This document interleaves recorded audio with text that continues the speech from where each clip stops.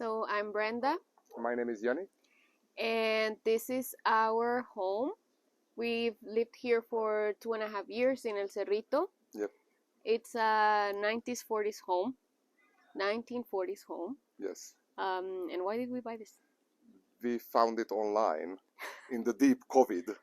And one of the reasons why we bought it, because the location is really good and it's a really well-built house in a good neighborhood with lots of potential, with a big backyard. And Yep. That's it.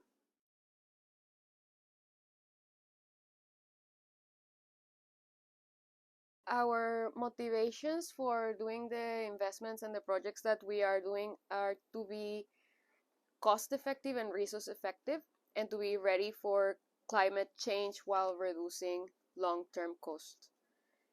First, we'll tell you about the energy system. We got a Tesla solar roof with the solar tiles for two reasons. We needed a new roof. The house was not in great condition. We had to change it, but we also wanted solar. So the roof tiles kind of solved that problem, both of those problems for us. We also have a very small roof area because of the shape of the house. So it wasn't really great for panels. It didn't have so much space. So the tiles were kind of a better fit for that.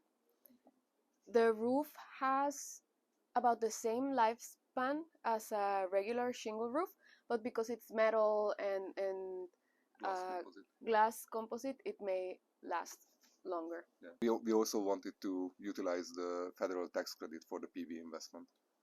Yes, so that make it much more cost effective for us. So these are our two batteries, each of them 13.5 kilowatt hour. Overall, the two batteries, if they are fully charged, they are good for 1.5 to 2 days for the house. The batteries are always charged up to 50%, and the other 50% is basically a buffer for the solar. They are charging up during the day, and we are using at the evening that 50%. When PG&E sends out notifications about planned outages, the batteries are automatically charging up to 100% to make sure that we have electricity in the house. It acts as a UPS for the whole house. So in the last season, when we had some outages, couple minutes here and there, we haven't even felt it. The house is, in that sense, can go off-grid anytime. So you can see the application for the Tesla roof and Powerwall. The application is very, very handy. It shows the outages and also that 40% self-efficiency is achieved with the batteries and the panel. And we are also using the solar energy in every possible way. This is, how do you call that? Sun drying. Sun drying, yes. So we still have some work to do, like getting an energy audit with parents so we can better figure out how to detach ourselves and our home from fossil fuels. But in the meantime, we're making small changes inside the house that can help us utilize more electricity on our day-to-day. For example, we just use the instant pot whenever we can so that we don't have to use the stove, and most of the coffee and the tea in our house comes from this electric kettle. I'm using a free software called Home Assistant, which is connecting different parts of the house. For example, the lights, the heating system. It captures the measurements from the thermostats, and you can add extra features. For example, this big red button. If the button is pressed, then the house goes down and becomes goes into energy saving mode.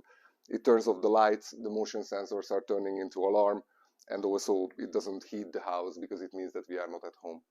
So now we're going into the water systems. So water conservation is really important to me. I grew up in Monterrey, and the last few years the water situation has been dire.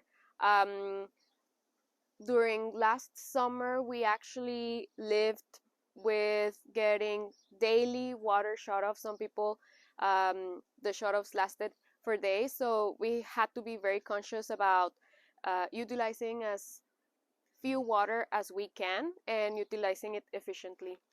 One of the things that we're doing in this home with that context is just making the garden much more water conscious. So we're getting rid of our lawn, getting rid of our turf, and going with non-invasive, water-efficient plants, native plants, and plants that we can use for our own consumption.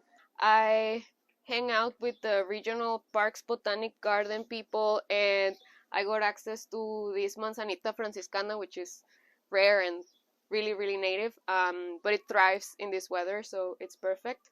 And when I go there, I use my electrical bike.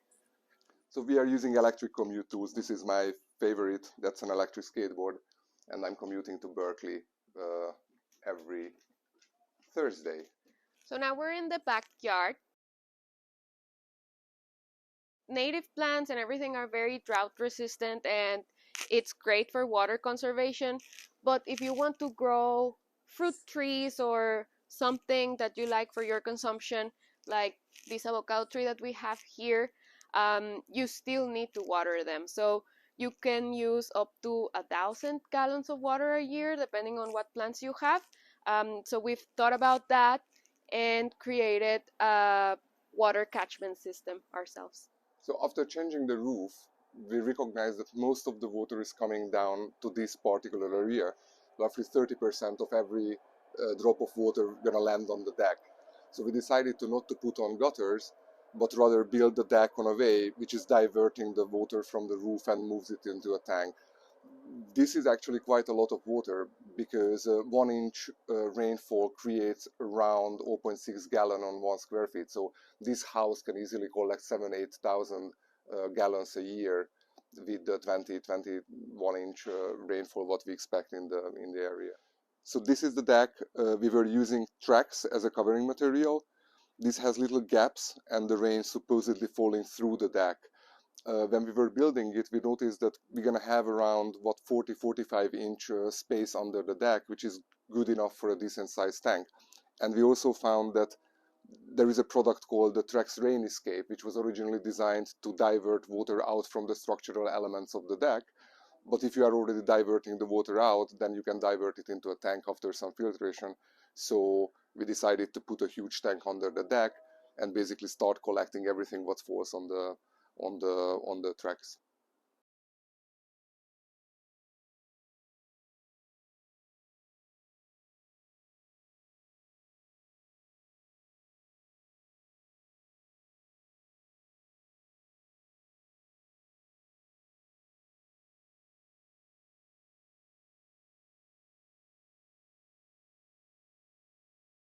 So we decided to get a pump to be able to get the water out from the tank.